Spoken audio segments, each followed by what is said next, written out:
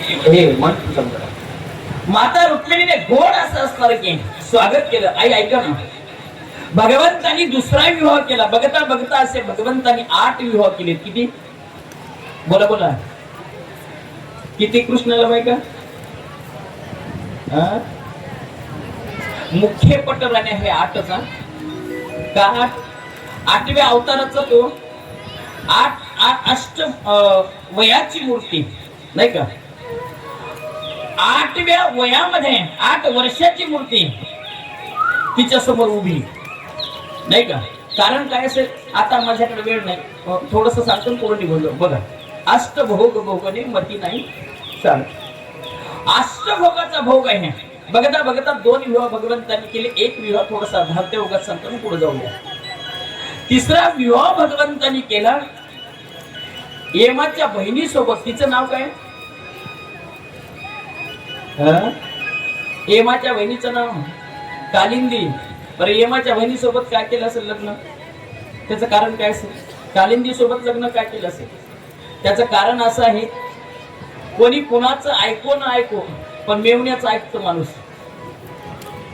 आता मेवण्यानं गोड सांगितलं काय?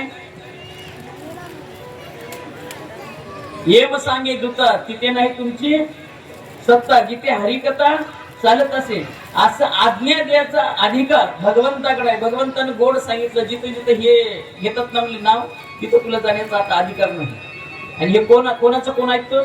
मेवण्याचं ऐकतं गडा. म्हणून कालिंदी सोबत असणार की भगवंतानी 3रा विवाह केला. असे 8 विवाह भगवंतानी केले. बघता बघता भगवंतानी अष्ट असणारे की पत्नी सोबत विवाह केला. एका गोड कथेला मला स्पर्श करायचा आहे. एकदा गोड असं भजन करूया आणि कथेला स्पर्श करूया.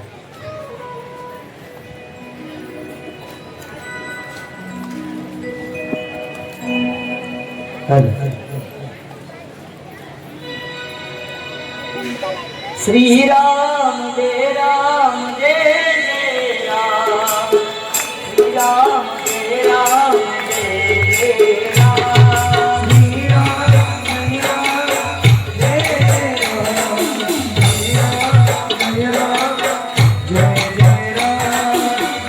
श्रीराम जय राम जय जय राम,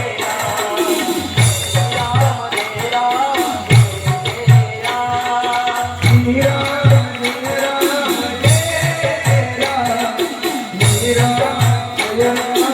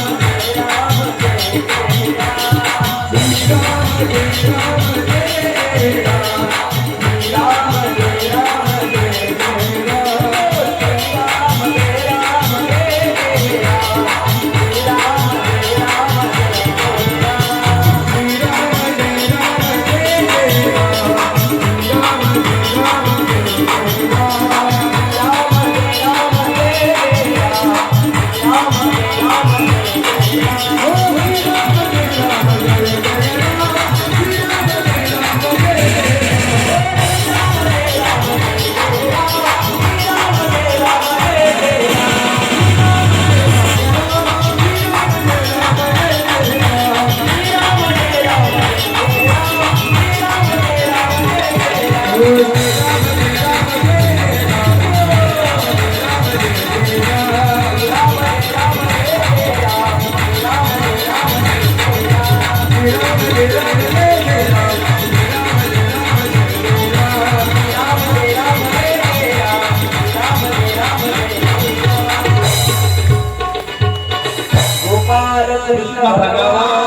की एका गोड कथेला मला स्पर्श करायचा आहे. थोडंसं ऐकून घ्या. एक दिवसाचा समय आहे. एक अर्धा तास तुम्हाला थोडस शांत बसून ऐकायचं आहे. एकदाच्या समयाला भगवंताच्या कानावर एक आवाज पडला. जसा भगवंताच्या रथामध्ये भगवंत विराजमान आहेत, बलिराम दादा सुद्धा सोबत आहे. आणि रथावर दोघं जाताना कानावर कुणाचा तरी रडताना आवाज पडला, आई. तेवढ्या समयाला भगवंतांनी रथावरून उडी खाली मारली आणि भगवंत असणार की धावत त्या आवाजाच्या दिशेने भगवंत धावत पळू लागले. भगवंत सैरा वैरा धावत असताना भगवंत सैरावऱ्या धावू लागले आणि तेवढ्यामध्ये बलिराम दादा त्यांच्या पाठीमागे रथ घेऊन जातात, आई. आणि जसा कानावर आवाज येतोय ना तिथपर्यंत असणार की भगवंत धावू लागले. आणि बघता बघता असणार की भगवंत धावत धावत भगवंताच्या कानावर जिथून आवाज येत होता तिथे भगवंत जाऊन उपस्थित झाले, हजर झाले. ऐकताय? आणि तेवढ्यामध्ये भगवंताच्या दृष्टीत भगवंताने एक दृश्य बघितलंय.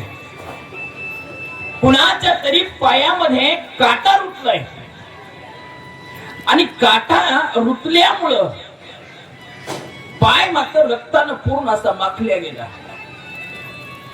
आणि हात त्याने भगवंताला मारलेली. ऐकताय? भगवंत धावत गेले. भगवंताने बघितलं, त्याचं नाव आहे सुदामजी. ऐका बरं. आणि भगवंतानी सुदामजीचा पाय आपल्या मांडीवर घेतला. बोलू, आपल्या मांडीवर सुदामजीचा पाय घेतला आणि रक्ताने माखलेला पाय सुदामजीचा असणार की पूर्ण साफ केला माझ्या भगवंताने. कधी भाग तेवढ्यामध्ये बळीराम दादांनी विचारलं, कन्हैया, अरे एवढ्या रथात आपण कुठंतरी जाताना एखाद्याला हे दुःख झालेलं तुला कसं कळतं? एवढ्या जीवाचं तू सर्वांचं रक्षण कसं करत असतो? याला दुःख झालं तुला कसं कळालं? भगवंतानी गोड उत्तर दिलं. ऐका गडा, फार महत्वाचं आहे. भगवंत म्हणले तर बलराम दादा सांगू तुम्हाला मला कसं कळतं?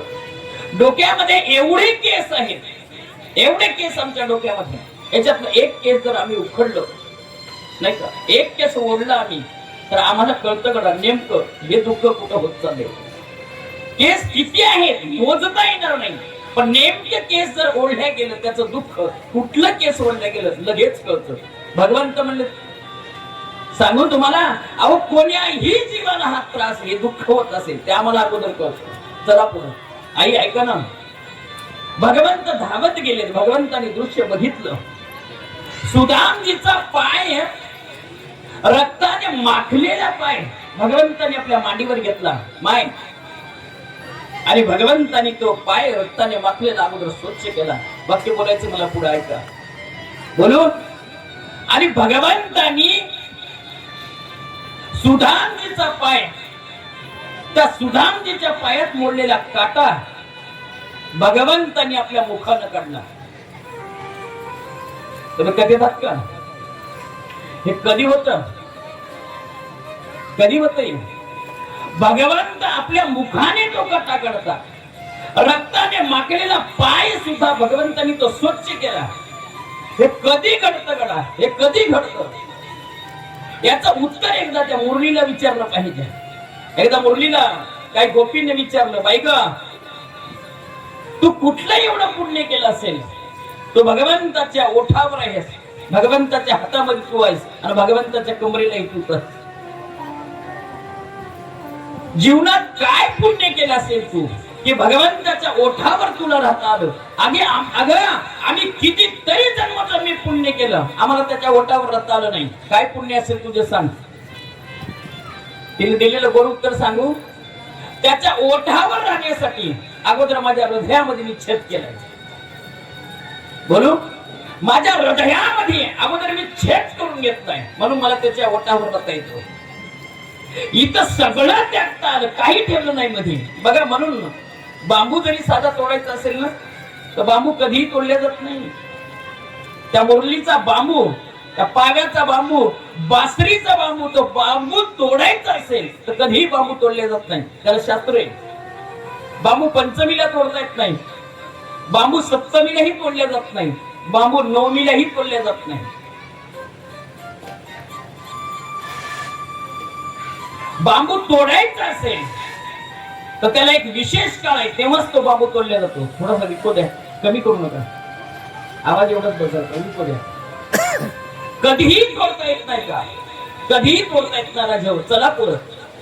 मला काय सांगायचं आहे, ही स्थिती भक्ताची आहे, ही भक्तीची स्थिती आहे. आणि अवस्था बघा ना, भगवंतानी आपल्या पाय, सुदामजीचा पाय आपल्या मांडीवर घेतला आणि मुखाने काटा काढला. माय ऐका ना, आणि तेवढ्यामध्ये भगवंतानी सुदामजीचा हात पकडला आणि रथावर बसवलं. सांगितलं, चला आमच्या सोबत आता.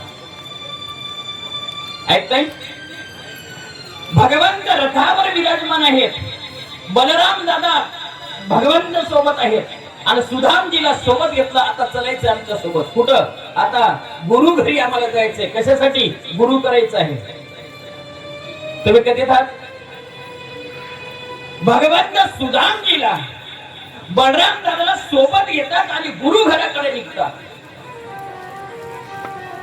कारण या जीवाला परमगती प्राप्त व्हावी, या जीवाला परमानंद प्राप्त व्हावा, हा जीव मुक्त व्हावा वाटत असेल, त्यानं जन्माला आल्यानंतर गुरु केलं पाहिजे. वाक्य कळतं माझं? कारण गुरु शिवाय या जीवाला मुक्ती प्रधान नाही गडा. गुरु शिवाय हा जीव मुक्त होऊ शकत नाही. गुरु शिवाय हे जीवन व्यतीत आहे. गुरु शिवाय याला ज्ञान प्राप्त नाही. गुरुच्या मुखातला एक अनुग्रह तरी जीवनामध्ये असला पाहिजे आणि गुरु फार महत्वाचा आहे. आमच्यासारखा गुरु नको. आता सगळ्यात मोठा प्रश्न पडला, गुरुच कोणाला करावं कळेना. कोणी पांढरे कपडे घालून सांगायला विचारलं. माझ्यासारखा शहाणा मीच नाही का. 2-4 अभंग पाठ झाले ना, त्याच्यासारखा आता महाराजच नाही. 2-3च होत्या विचारायला. 2-3 अभंग पाठ त्याच्यासारखा महाराजच नाही. कोणाला गुरु केला पाहिजे? आमच्यासारखं नाही. बाई मी 100 रुपये दिले आणि गुरु केला, गुरु केला. दिलेला मंत्र इकडून तिकडे निघून गेला, पतायला लागला नाही बिचारीला.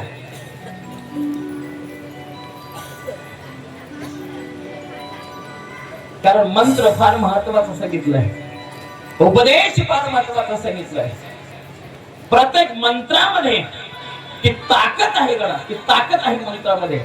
आणि जो मंत्र गुरुमुखातून असेल त्याला फार महती दिली, फार महती दिली त्याला गुरुमुखातून असेल तर. एखादा कुठलाही मंत्र असू द्या, गुरुमुखातून असेल. अशीच कथा होती माझी. मी म्हणलं, बाई ग, समाधान घरामध्ये प्राप्त व्हावं वाटत असेल त्याने एक काम केलं पाहिजे. काय? एखाद्या तरी मंत्राचा जप घरामध्ये केला पाहिजे. काय केलं पाहिजे? एखादा तरी मंत्र घरामध्ये जप असला पाहिजे. समाधान प्राप्ती होतं घरामध्ये, सुखाची प्राप्ती होतं. आणि हे प्राप्ती वाटत असेल तर तो गुरुमुखातून असला पाहिजे. मी तुम्हाला सांगून गेलो त्या दिवशी काय महत्व असेल त्याचं. कारण मंत्र सिद्धी ही एवढी प्राप्ती आहे नाही का. आणि तो गुरुमुखातून असेल, मग कोणाला गुरु केला पाहिजे? कोणाला गुरु करावं? ज्ञानोबरायला एकदा विचारावं आपण, गुरु कोणाला करावा. ज्ञानोबरायने गोड सांगितले, तुम्हाला गुरु करायचंय ना, त्याला गुरु, त्याच गुरुला शरण जा. कोण्या? 17वीचे स्तन देशी अनु हाताशी होल्ड नकाशी, जो 17वीचं स्तन तुम्हाला पाजू शकतं गडा, त्याला गुरु केलं पाहिजे. कोणालाही नाही, आयऱ्या गेल्याला अजिबात नाही. जो या हृदयामध्ये याच नाही, याच डोळा आम्हाला त्याची भेट करून देतो, त्याला गुरु केलं पाहिजे. बोलू दशव्या द्वारामधला भगवंत षड चक्राचं भेदन करून जर आम्हाला याच देहामध्ये त्याचं दर्शन घेऊन देतं, या 17वीच्या हृदयास्थानामध्ये आम्हाला तिथं स्तनपान करून देतं, त्याला गुरु केलं पाहिजे, कोणाला नाही. जे समाधी सुखाचा आम्हाला झोप घालू शकतं त्याला आम्ही गुरु केलं पाहिजे. चला पुढे आई आणि भगवंत बलराम दादा सोबत असणार की ह्या तिघांचं दशाला तसं आगमन झाले. कुणाच्या घरी? भगवंत बलराम दादा आणि सुदामजी रथामधून खाली उतरलेत गुरु करण्यासाठी आलेली तिघही हे तिन्ही मंडळी माय सांदीपनी ऋषीच्या दारामध्ये त्यांनी प्रवेश केला आणि सांदीपनी ऋषीनं भगवंताला बघितलं. वा काय परमानंद असेल. भगवंताला विचारलं येणं काय आहे.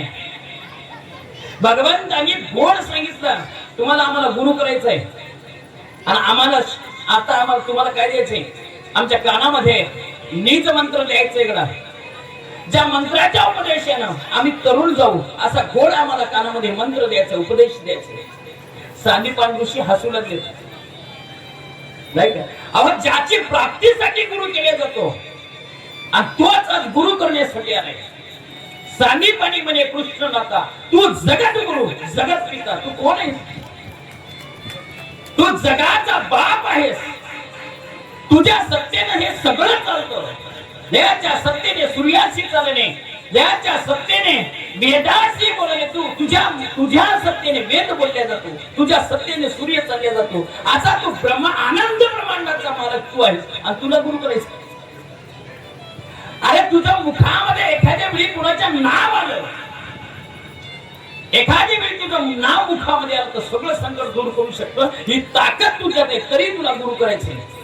माय एवढं अवस्था अशी आहे. पण सांगितलं भगवंतांनी सांगितलं नाही आम्हाला काही केलं तरी गुरु करायचे, गुरु उपदेश तुम्हाला द्यायचे. फार महत्वाचं आहे, निष्ठा असली पाहिजे. बोलू त्या भगवान त्या गुरुप्रती विश्वास असला पाहिजे.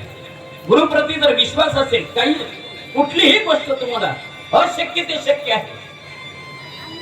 एखादी गोष्ट कितीही तुम्हाला शक्य नसेल पण तुम्हाला सांगू विश्वास जर असेल तुमच्या हातात पात्रामध्ये तुमच्या दिल्याशिवाय राहत नाही. अलीकडे येऊन बोलू थोडस, वेळ नाही माझ्याकडे. बघा तुम्ही एकदाचा समय आहे.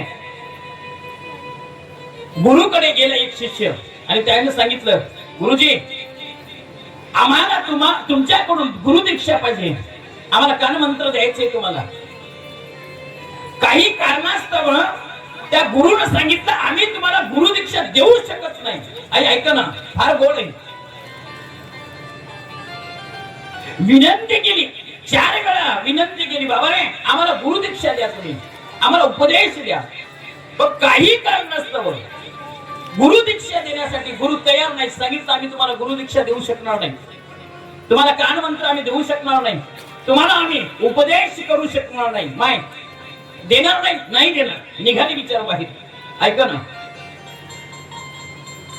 बाहेर आल्यानंतर गुरुविषयी विश्वास आहे तेवढा बाहेर आलं आणि बाहेर आल्यानंतर आपल्या थांबायच नाही, विश्वास एवढा आहे. काय वनामध्ये प्रवेश केला. माझ्याकडे बघा, वनामध्ये प्रवेश केला, माती एकत्र केली आणि त्याचा चिखल केलाय त्या मातीचा, नाही का, त्या मातीचा चिखल केलाय आणि त्याचा गोड असा गुरुचा पुतळा बनवला आणि विद्या आपली प्रांगणात करून घेतली. विद्या शिकली गडा. काय नाव त्याचं? एकलव्य, नाही का. गुरुने उपदेश दिला नाही पण विश्वास आहे गडा. बोलू त्या मातीमध्ये सुद्धा गुरुने उपदेश द्यायला तयार करावं लागलं. म्हणून बघा तुम्ही ती माती आहे, वनात आहे. विशेष जर आम्ही एक मूळ रामायण आहे त्या रामायणाचा भाग जर आम्ही वाचला तर आमच्या लक्षात येईल. त्याही पुढे जाऊन आम्ही जर शिवकथा वाचली तर त्याही मध्ये आम्हाला लक्षात येईल. बघा तुम्ही ती माती एका वारुळाची माती घेतली आणि माती ती वारुळाची असताना त्या वारुळाच्या मातीमध्ये एवढी ताकद असतं, एवढी ताकद असतं कितीही मोठा. बघा तुम्ही एखाद्या वेळी आता म्हणायचे म्हातारी माणसं पहिले काय असं ढोरांचे गुरांचे दवाखाने नसायचे, पण आमचे आजोबा आजी म्हणायचे काय एखाद्या पायामध्ये काही लचक भरली असेल बैलाच्या, काय करा, अरे वारुळाची माती आहे ना चिंचचा पाला आतमध्ये टाका आणि त्याला शिजवा, मारा त्याच्या पायावर, 2च दिवसात चांगलं व्हायचं बैल. बाकी कळतं माझं? ती ताकद आहे त्याच्यामध्ये, त्या वारुळाच्या मातीमध्ये जी ताकद आहे ती इतरत्र ताकद कुठं नाही. त्या पुढे जाऊन सांगू, शिवकथा जर आम्ही त्याचा अभ्यास केला, शिवकथेचा आमच्या लक्षात येतो. त्या शिवकथे सांगताना सगळ्यात महत्व दिले लिंग पूजनापेक्षा पार्थिव लिंगाला महत्व दिले. पार्थिव लिंग कशाचं? मातीच. कारण ज्या मातीमध्ये ताकद आहे ती ताकद जगाच्या पाठीवर कुठली नाही, पण तुझा विश्वास तसा पाहिजे. पार्थिव लिंगामधून सुद्धा त्याचं दर्शन होतं. वाक्य बोलू, त्या पार्थिव लिंग सोडा नव्हे तर इकडं आपल्या गुरुची निष्ठा एवढी प्रबळ आहे गडा. गुरुचा पुतळा केला नाही का, वारुळाची माती घेतली, एकत्र केली, त्याचा पुतळा केला आणि विद्या असताना की शिकली गडा. ही ताकद त्याच्यामध्ये, फक्त तुमचा विश्वास त्याच्या प्रती असला पाहिजे. नाही तर आज एक गुरु केला आणि उद्या दुसराच बिचारा. त्याचं बरं वाटलं तर त्याला, त्याचं बरं वाटलं तर त्याला. यांनी प्राप्ती नाही. चला ना पुढं. सांदीपानी ऋषीच्या आश्रमामध्ये भगवंतानी प्रवेश केला. आई, भगवंतानी प्रवेश केला. भगवंतानी अनुग्रह घेण्यासाठी भगवंत आता स्थित आहेत. 1 दिवसाचा समय आला माझ्याकडे बघा. 1 दिवसाचा समय असा आहे. सांदीपानी ऋषी आणि सांदीपानी ऋषीची पत्नी बाहेर गेलेत आणि तेवढ्यामध्ये सुदामजीला भूक लागली. आई, आणि जशी सुदामजीला भूक लागली तेवढ्यामध्ये सुदामजीनं आपल्या देवाला सांगितलं, ए कन्हैया, कान्हा, बाबा लई भूक लागली रे. मग भगवंत म्हणले, अरे भूक लागली ना, आपल्या घरात जायचं खायचं. सुदामजी म्हणले, देवा, आपल्या घरात आई घरी नाही, गुरु आई घरी नाही, वडील घरी नाहीत, नाही का, गुरुजी घरी नाहीत आणि आई घरी नाही, गुरु आई घरी नाही, आतमध्ये जाऊन कसं खायचं? माय तेवढ्यामध्ये भगवंत म्हणले, अरे काही नाही, भूक लागली ना, कर चोरी, मी आहे की.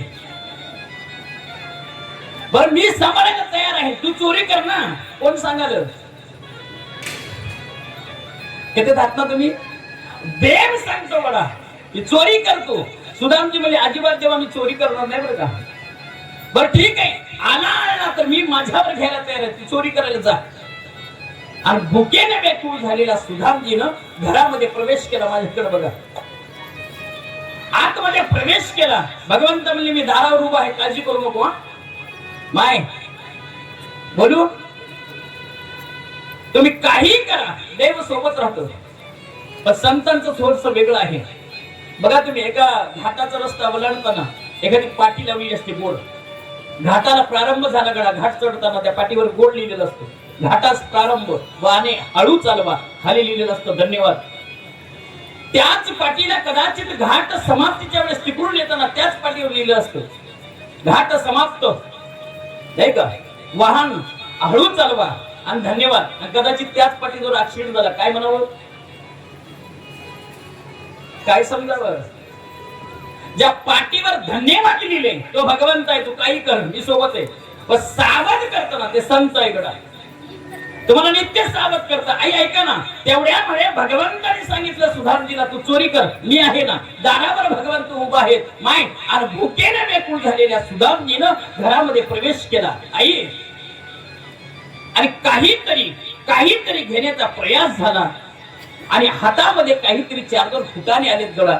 हात घातला असा माठामध्ये, काही 4-2 फुटाने हातात आले. माय आणि त्याच्यावर झाकडी झाकलेली होती, ते खाली पडली, दणकन आवाज आला त्याचा. तेवढ्यामध्ये गुरु आई दारावर आली. सांदीपानीची ऋषी अशी दारावर आली. सुदामजी आत आहेत, भगवंत दारावर उभा आहे. लक्षपूर्वक ऐका, देव मोरवट्यावर उभे आहेत, सुदामजी आत आहेत. आईचा आवाज कानावर सुदामजीच्या पडला. सुदामजीनं 4-2 फुटाने घेतले, पाठीमागे हात पक्का धरला. आता सुदामजी हातातले फुटाने सोडत नाही. आलेल्या आईनं विचारलं, सुदामा काय करतो रे? एकही बोलत नाही. सुदामा, तुला भूक लागली, काय खायचं आहे? अजिबात बोलत नाही.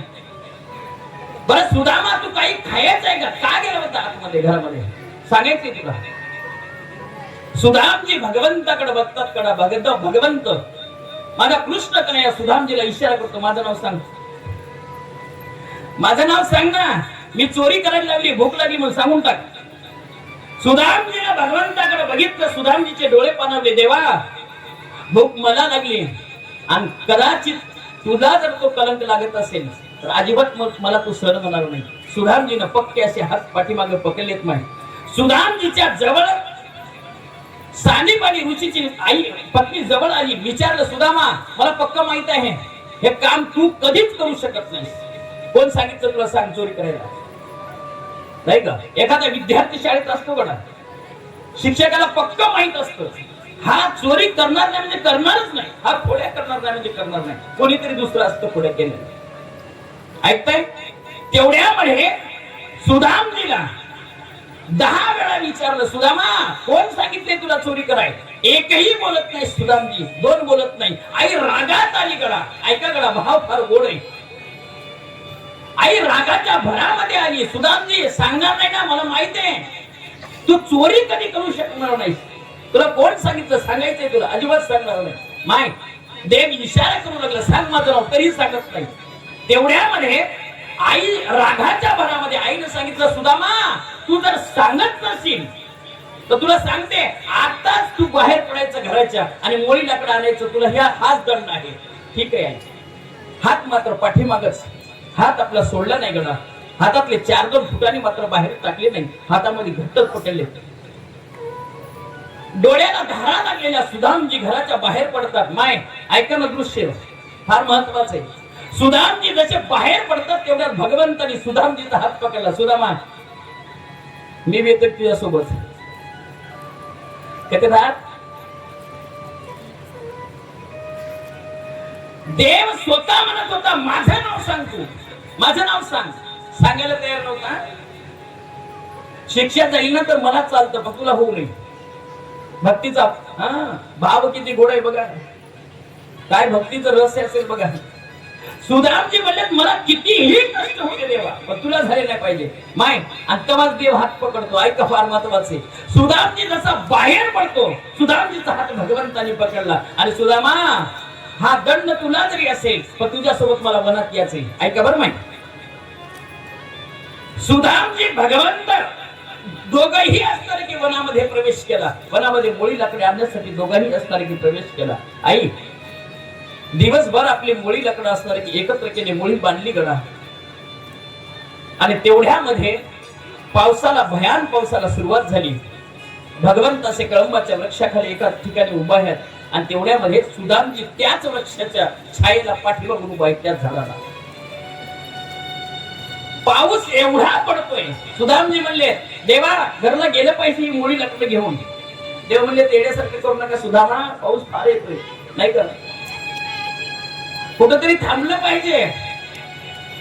आणि तेवढ्यामध्ये सुदामजी भगवंत दोघही एका वृक्षाच्या छायेखाली आहेत. एक जण अलीकडल्या बाजूने, एक तर पलीकडल्या बाजूने आहे. आणि एवढ्याच झालेलं दृश्य आहे का फार महत्वाचे. सुदामजी सकाळपासून भुकेला, सुदामजी एवढी भूक लागली, व्याकुळ झालेला सुदामजी. आणि सुदामजीचा हातातले 4-2 फुटांनी सुदामजीने सोडले नाही. आता मनात आलं गडा, काही असू दे हे खाल्लं पाहिजे गडा, आता सोडलं नाही पाहिजे. ऐका ना, तेवढ्यामध्ये सुदामजीने 1-2 फुटाने आपल्या मुखात टाकले, तोंडात टाकले आणि खायला सुरुवात केली. आई ऐका ना, भाव किती गोड आहे बघा ना. आणि तेवढ्यामध्ये आवाज येऊ लागला, कडकड आवाज येताना भगवंतानी सुदामजीला विचारलं, सुदामा काय खातोस रे? ऐकताय? भगवंतानी सुदामजीला विचारलं, काय खातोस? सुदामजी म्हणले, मी सांगावं फुटाने खातो तर हे आणलेलं चोरीचं होय, हे मागते मला एक तरी विचारलं. बोलू काय वाक्य तुम्हाला, कारण चोरीचं त्याला देऊ नये आणि भ्रष्टाचाराचंही त्याला देऊ नये, नाही का. अनितीने कमावलेलं धन त्याच्या पदरात कधी टाकू नये. तुम्हाला जमलं तर कष्टाचे 10 रुपये देत चला. कोणाकडून हबाळून, कोणाकडून आणलेले पैसे अजिबात त्याला देऊ नका. काय चरित्र असं सुदामजी. सुदामजी म्हणले, मी ही चोरी केलेलं धन आहे माझं. कदाचित याला जर म्हणलं ना मी फुटाने खातो, हा मला नक्की मागणार आहे, मला द्यावं लागतं याला, नाही का. त्याला काय द्यायचं हे सगळ्यात महत्वाचं आहे. काय देता आलं पाहिजे त्याला, त्याला काय आवडतं हे महत्वाचं. आपल्या आवडीनं तो नाही, नाही का? आम्ही आमच्या आवडीनं त्याचा प्रमार्थ करायला सुरुवात केली करा, त्याच्या आवडीसारखी नाही. त्याला काय आवडतं, त्याला काय आवडतं हे आम्ही अगोदर बघितलं पाहिजे. भगवंताला काय आवडतं हे सगळ्यात फार महत्वाचं, नाही का? काल आम्ही बसल्यावर चर्चा केली. गुरुजी होते, सावकार होते. आता इथे एवढी मोठी गोशाळा आहे. मी काल परवा बघितलं, काही मातांनी तर म्हणजे ते कॅरेटच संपवून टाकले. गोमातेला ते केळं चालून बघितलं का तुम्ही? नाही का? ते केळी घ्यायची, गोमातेला चालवून टाकायचं. आणि त्या दोघांना मी वर बोलवलं होतं, सावकार सेवकांना दोघांना वर बोलवलं. त्यांनी 5-10 मिनिटं त्यांची सेवा केलेली. ते हात लावून येत होते मला. व्यासपीठावर सांगतो त्यांना 10 मिनिटं मी जवळ घेतलंय. ते त्यांना विचारलं की काय आहे. एक जण असा सेवक आहे त्यामध्ये, सांगू तुम्हाला, त्या गोशाळेचं पालन करताना त्याचा सेवक एक असा आहे. माय त्या आम्हाला जमल न जमल मला माहित नाही. त्यात एक सेवक असा आहे, सर तो पायात चप्पल घालत नाही. ते म्हणलं पायात चप्पल घालून गोशाळेत कसा प्रवेश करायचा? एका क्षणापुरती सुद्धा ते चप्पल घालून आतमध्ये प्रवेश करत आहे, सकाळपासून संध्याकाळपर्यंत. बरोबर ना? काय अवस्था असेल विचारा ना त्याला. त्याला शासनाकडून आनंद, त्यानं मला फोटो दाखवले, कितीतरी जागी त्याचे स्वागत झाले. वृंदावनामध्ये त्याचं स्वागत झालं. ते सेवेकरी आपल्या इथं आहे. काय तुमचं वैभव असेल मला माहित नाही. ज्या गोशाळेची सेवा करताना एक 5-10 मिनिटं मी त्यांना जवळ बोलवलं, त्यांची सेवा केली 5-10 मिनिटं. ते हातही लावून देत होते मला पाहायला त्यांच्या. हे मला 5 मिनिटं फक्त तुम्हाला वेळ मागायचं, मला 5 मिनिटं थांबावं म्हणायचं. बसलेच बिचारे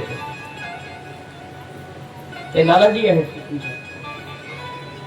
त्यांना विनंती केली, आता इथून जायचं नाही म्हणलं तुम्ही, किती कष्ट लागलं, नाही जाणार महाराज, शब्द म्हणले तुम्हाला. काय अवस्था असेल, कोण करतंय, कोण करून घेतंय? एखादी गाय असेल तर वेळेवर तिला चारा टाकणं होत नाही, पाणी पाजणं होत नाही. लावा ना हिशोब ते 100 गायचा. कधीतरी बसल्या जागी थोडासा माप तर काढा ना. त्याला सकाळपासून संध्याकाळपर्यंत चारा द्यायचे, त्याला पाणी द्यायचे, त्याला लागणारा खर्च आहे. बोलू त्याला कितीतरी खर्च आहे. प्रत्येक माणसाला पैसे देऊन तिथं सेवेसाठी उभा करावं लागतं बघा. आणि रोज कितीतरी त्या 100 गायला त्या गोमातेला चारा लागतो. नुसतं यायचं नाही, म्हणजे हातामध्ये ते केळं घ्यायचे. ते म्हणले महाराज काय सांगावं, केळी घेतात, काही जण आतमध्ये प्रवेश करतात, ते कॅरी बॅग तशी सोडून जातात. गायी कधी कधी ते गोमाता मुखामध्ये आपल्या ते केळी वरून घेते म्हणले, ते तसंच खाल्ल्या जातं. आम्हाला सहन होत नाही म्हणलं ते सेवक. पण काय करावं, माणसं ऐकत नाही. चुकून कधी घेऊन जाऊ नका, त्यांना सहाय्य करत जा. कॅरी बॅग मध्ये एखादा नैवेद्य असेल आतमध्ये घेऊन जाऊ नका, बाहेर ठेवा ते तुमचं कॅरी बॅग. कदाचित तिच्या पोटामध्ये जाईल, नाही का? आपल्याकडून दुःख त्याला पोहोचलं नाही पाहिजे, वाटलं पाहिजे. आम्ही काल चर्चा केली, किती लागतं याला, किती विचार करा ना. माय घरात एखादा पाहुणा आला तर 2 दिवस राहिला की सण होईना माणसाला. हे 100 पोसायचे. बाकी कळते का तुम्हाला? मी म्हणलं हे असं शक्य कसं एवढं? ते देव करून घेतो ना, पण याला साह्यही तुम्हाला पाहिजे. हे काल तुम्हाला त्या एका कथेमध्ये तुम्हाला सांगितलं, कारण सोंगडी आणि सगळ्या गोपाळांनी त्या काट्या लाट्या लावल्यात आणि पर्वत भगवंतांनी उचलला. तुमच्या काट्या लाट्या हव्या आहेत, पर्वत उचलायला विचार तयार आहे. आधार तुमचा हवा आहे, पर्वत उचलायला तो तयार आहे. फक्त तुमचं निमित्त मात्र आधार पाहिजे का? तुम्ही आधार दिला पाहिजे. आणि एक स्थिती तिथं ठेवली गेली बघा, जमतं का तुम्हाला? माय एक स्थिती, एक अवस्था अशी आहे, त्यांनी एक गणित काढले बघ. 365 दिवस वर्षामध्ये 1000 रुपयाचा चारा एक दिवसाला लागतो. 1000 रुपयाचा चारा आणि 1000 रुपयाचा चारा एका दिवसाला लागतो. असे 365 दिवस वर्षाचे. आणि कदाचित 365 व्यक्ती जर मिळाले कदाचित, तर एकमेका सहाय्य करून अवघा धरून सुपनिक एकमेकाला सहाय्य करता येतो. मी म्हणलं हे सगळ्यात उत्तम आहे, नाही का? सगळ्यात उत्तम आहे. वर्षाला 1000 रुपये द्यायचे फक्त गोशाळेला. कशासाठी? फक्त आणि फक्त चाऱ्यासाठी. वर्षाच्या काठी 1000 रुपये चाऱ्यासाठी आमचे समर्पित झाले पाहिजे. मी काल 1000 रुपये दिले ते जोशी म्हणले महाराज मला पावती घेऊन जा. मी म्हणलं पावती तुमच्याकडे असू द्या, फक्त नंबर माझा घ्या तुम्ही, आणि मला 1 वर्षानंतर तुम्ही फोन करा. 1 वर्षाला तुम्हाला 1000 दिले जातात. आणि ते दिलेलं दान आमच्या एका स्नेही मित्रानं ऐकलं, दिनाजीराव सांगळे. त्यांनी म्हणले महाराज काय आहे? मी म्हणलं 1 वर्षाचे 1000 रुपये गाईच्या चाऱ्यासाठी द्यायची, जमतं का? ते म्हणले हे सगळ्यात पुण्याचं लक्षण आहे, माझ्याकडून पण दिले जातं. 1000 रुपये वर्षाला घडत घडत नाही, घडेल ना? 1000 रुपये 1 वर्षाला एकदा द्यायचे. उद्या घरातलं कोणी बिमार पडलं ना तर कितीतरी घेऊन जात, ते कळतही नाही का? आणि 1000 रुपये त्या गोमातेच्या चाऱ्यासाठी जर दिले तर मला वाटतं गोपाळाने जसा आधार दिला भगवंतानी पर्वत उचलला, तसा पर्वत नक्की ते उचलते, फक्त तुमचा आधारच हात असला पाहिजे. मला वाटतं या श्रीमद भागवत महापुराणातून काही न्या अथवा न न्या गडा, काही द्या अथवा न द्या, द्यायची तुम्हाला काही नाही. सांगू माझा ऐका गडा, किमान या कथेमधून एक 5 जण तरी असं तयार व्हा की आम्ही 1 वर्षासाठी 1000 रुपये द्यायला तयार आहोत. आम्ही आहोत तोपर्यंत 5 व्यक्ती जरी मला मिळाले असतील तरी नक्की माझ्या या कथेचं मला पुण्य प्राप्त झालं. दाखवले पाटील त्यांची नावं लिहून घ्या तुम्ही. यांच्यासाठी सगळ्यांनी एकदा टाळ्या वाजवून स्वागत करा, ज्यांनी हात वर आज केले. वर्षाच्या काठी 1000 रुपये चाऱ्यासाठी द्यायचे, फक्त गोशाळेच्या सेवनासाठी, त्याच्या चाऱ्यासाठी द्यायचे. आणि 1000 म्हणजे फार काही नाही. तुम्हाला सांगू, एखादा घरात दारू पित असेल लावा त्याची गंती, एखादा पुड्या खात असेल, व्यसन करत असेल लावा ना त्याची गंती एकदाची. किती पैसे वर्षाला जात असतील? 100 रुपये खर्चू द्या, 3000 रुपये महिना येतो बिचाऱ्याचा, पुड्यावाल्याचा, दारूचा सोडून द्या, नाही का? 1 रुपया जरी बाजूला टाकला मी, 1 रुपया तरी त्याच्या वर होऊन जातील तुमचे पैसे. माहिती फार काढायचे नाहीत तुम्हाला, थोडेफार पैसे जमा करा. वाटल्यास आपल्या घरामध्ये एखादा गल्ला करा. कधीतरी आपल्याकडून आलं गडा चांगलं, आपण एखादी काहीतरी विकलं घरातलं, नाही का? एखादा माल विकला असेल घरामधला, आपल्या घरामध्ये लक्ष्मी आली असेल, नक्की त्यातले 10-5 रुपये काढून एखाद्या गल्ल्यात टाका. वर्षाच्या काठी जेव्हा हे सप्ताह आला तेव्हा 1000 रुपये आणून अगोदर इथं द्या.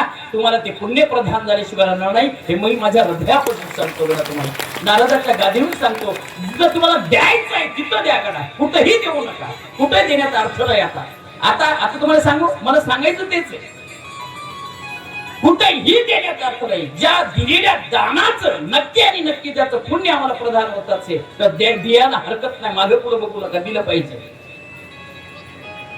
आम्ही काल दोघांनी दिलं आणि सावकारांनी सांगितलं मला जेवढे होतील सावकार कथेमधून, तुमचे कितीही कमी असू द्या. जोशींना मी काल सांगितलं मला किती कमी आहे सांगा, मी कुठेही कथेला असू द्या, त्या गावातून तुमच्यापर्यंत 1000 रुपयाचा एक तरी माणूस कथेतून तुम्हाला आणून देईल. कारण हे वैभव आहे, कोणाला जमतंय, कोण करतंय, शक्य आहे का मला सांगा ना? हे एवढं सगळं विशालच होत चाललंय आमचं. 7 दिवसापासून हे यज्ञ चाललं. आपली इच्छा नसावी का एखादा पंगत आमच्याकडून असली पाहिजे, महाराज लोकांचं आमच्याकडे जेवण असलं पाहिजे गडा, नाही का? एखाद्या गायनाचार्यांचं आमच्याकडे जेवण असलं पाहिजे. तुम्ही सगळ्यांनी सहाय्य केलं तर हे चालेल ना? कमिटीनं म्हणजे गुप्त घेतले का? तुम्ही सहाय्य केलं पाहिजे गडा. अन्नदान असेल, नाही का, गोशाळेसाठी दान असेल, आमच्यामधून आम्ही करत गेलो पाहिजे. प्रत्येकामधून आम्ही जसं आम्ही दान देण्याचा प्रयास करेल माय, त्या मला तिथं न्यायचंय तुम्हाला. आणि त्याचा परिचय मी सांगू तुम्हाला, एखाद्या तुमच्या भ्रष्टापासून आला असेल अजिबात रुपये आणून देऊ नका, इकडे आणू पण नका, ते तुमच्याच घरी असू द्या, नाही का? चांगल्या कष्टाची कमाई असेल त्यातला 1 रुपया द्या, आमच्यासाठी 1 लाखासारखा असेल. वाम मार्गाने आलेली संपत्ती इथं कशीही चालत नाही. माय मी कुठं होतो, चोरीचे 4 फुटाने आहेत हातामध्ये सुदामजीच्या, आणि सुदामजीने देवाला सांगितलं भगवंता आता याला हो म्हणावा तर हे चोरीचं द्यावं लागतं, नाही का?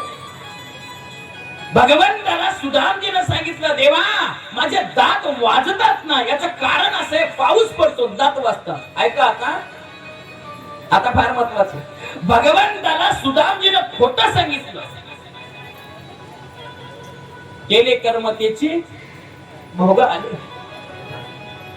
सुदामजीने खोटं सांगितलं भगवंताला माय, आणि तेवढ्यामध्ये भगवंताच्या लक्षात आलं गडा ही भक्ती सामर्थ्य आहे, हा मला असा देणार नाही माय. आणि दोघांनी मुलीलाकडे घेऊन भगवंत सुदामजी असणार की आपल्या गुरु घरी आले.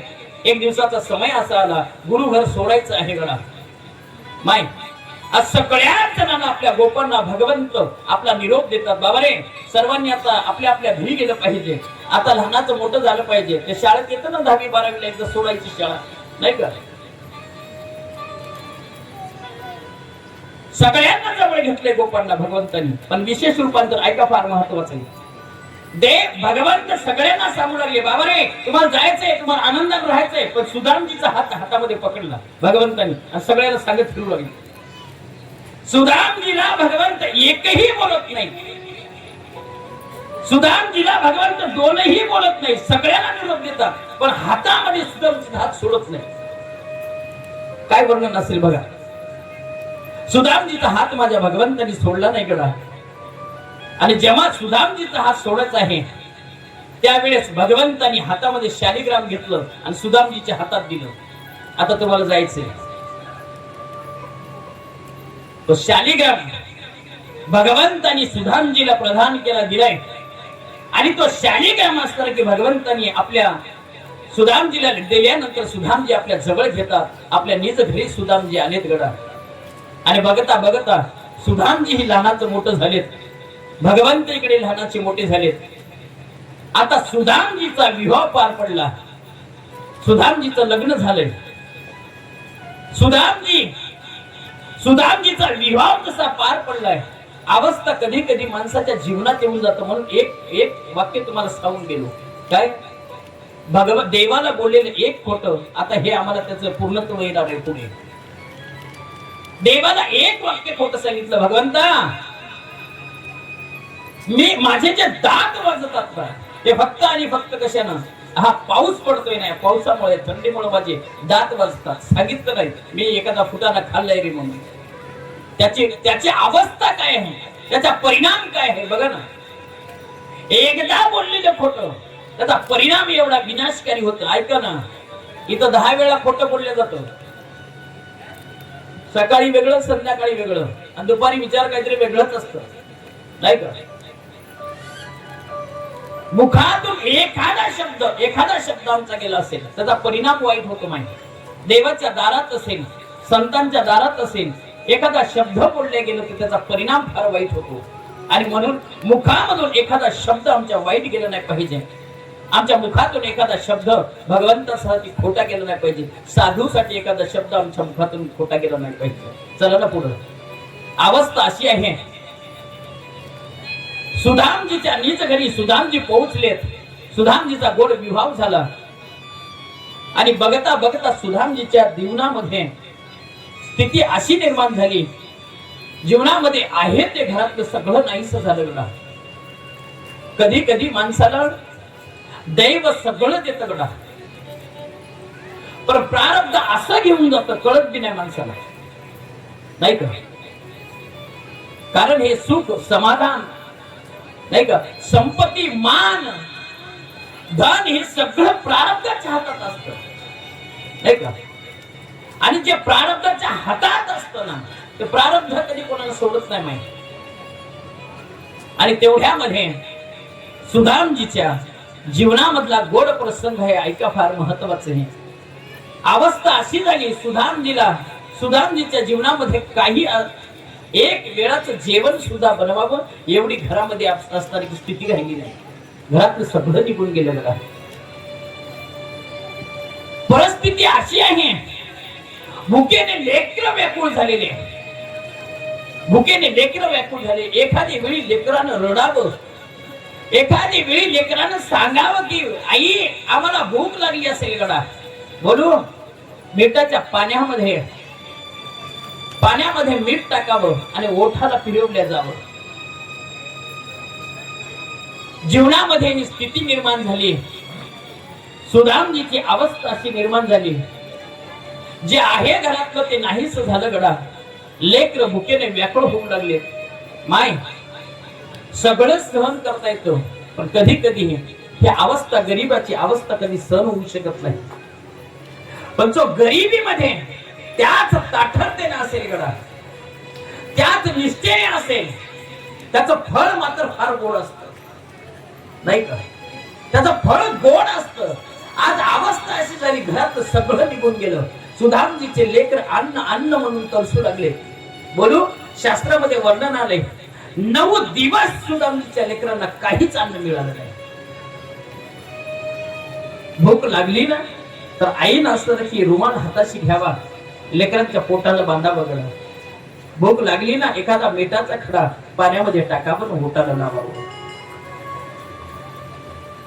अशा अवस्थेमध्ये सुदामजीची छोटीशी कुटी आहे, खोपडी आहे गडा माय.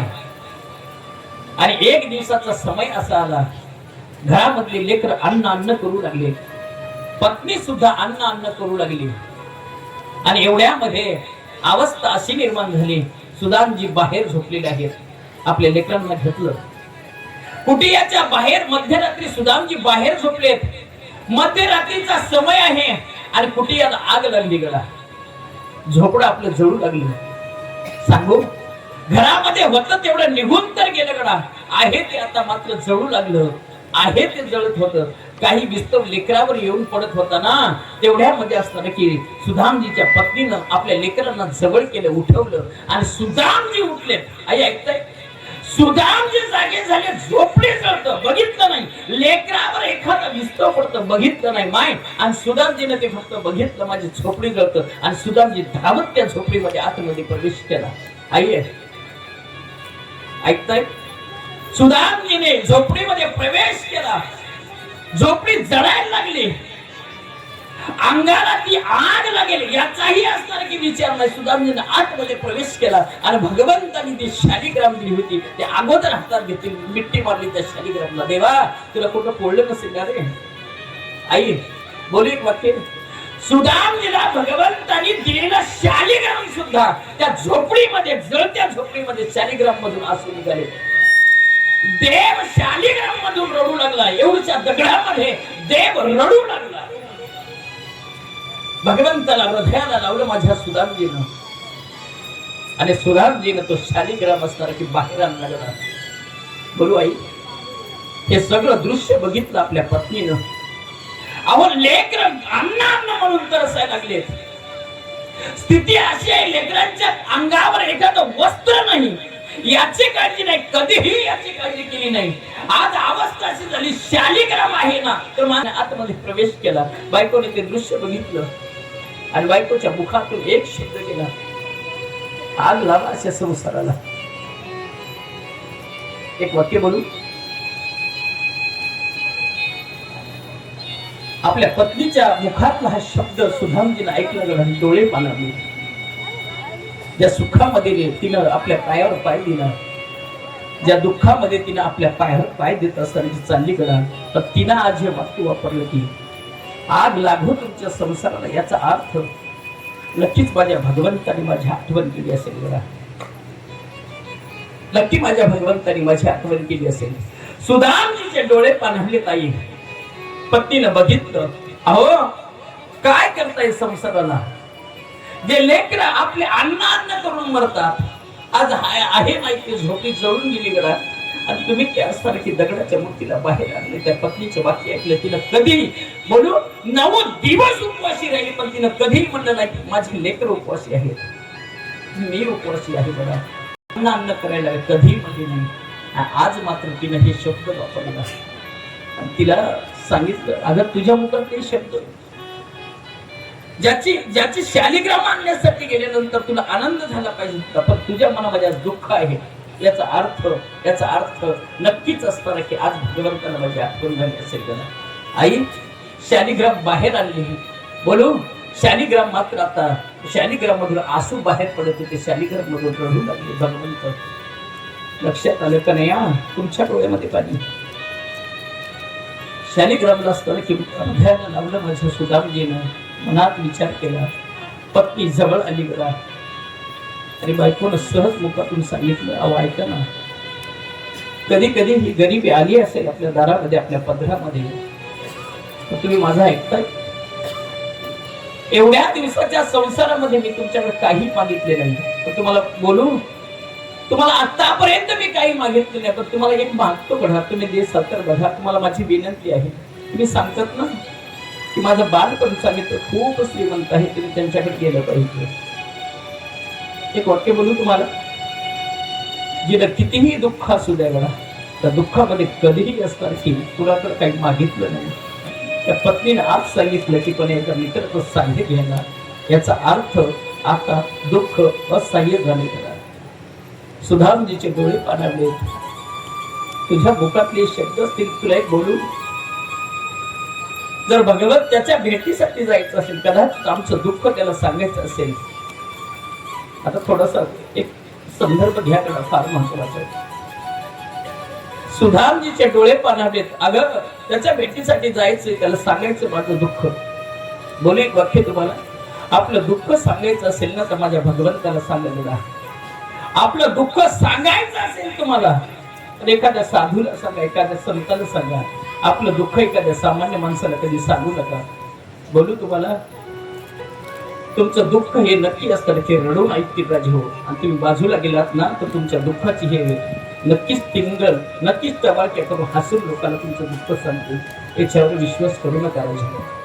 माझ्या भगवंताला तुमचं दुःख सांगा, माझ्या देवाला तुमचं दुःख सांगा. आई ऐका ना, सुदामजींचे डोळे पाणावलेत आणि सुदामजी म्हणले ठीक आहे, जीवनामध्ये तू आमच्याकडे काही मागितलं नाही, आज तुझ्या मुखात जर असं असेल तर आम्ही जायला तयार आहोत. पण विशेषतः अशी आहे, त्याच्याकडे जाताना हातामध्ये काहीतरी गेलं पाहिजे, कारण त्याचं ब्रीद वाक्य आहे, जैसा घेसी ऐसा देसी ऐसा अससी तू उधार, नाही का? त्याचं ब्रीद वाक्य आहे, तू जसा तू आपण देणे ना त्याच्या 1000 पट तो द्यायला तयार आहे, पण घेतल्याशिवाय देत नाही. कळतं तुम्हाला? सुदामजीने सांगितलं अगं त्याच्याकडे जायचं तर रिकाम्या हातानं. एक वाक्य बोलू, त्याचं गोड शास्त्र आहे.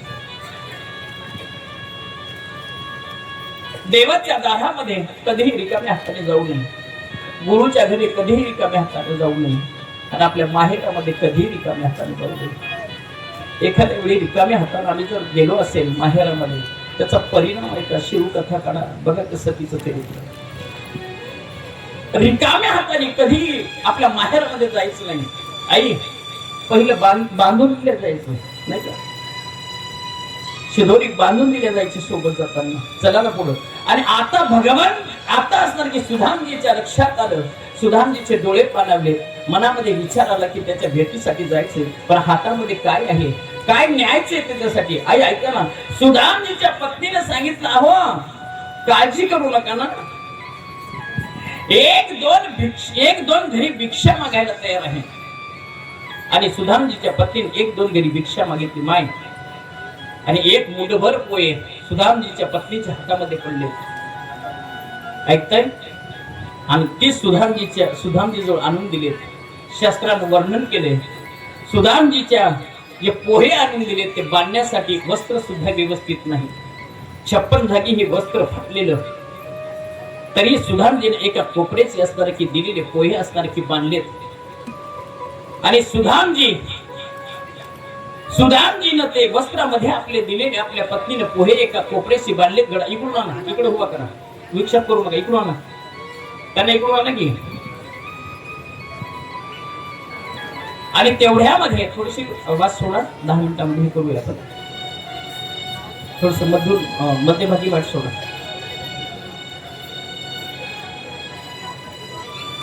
मध्यभागी वाट सोडून दे थोडस.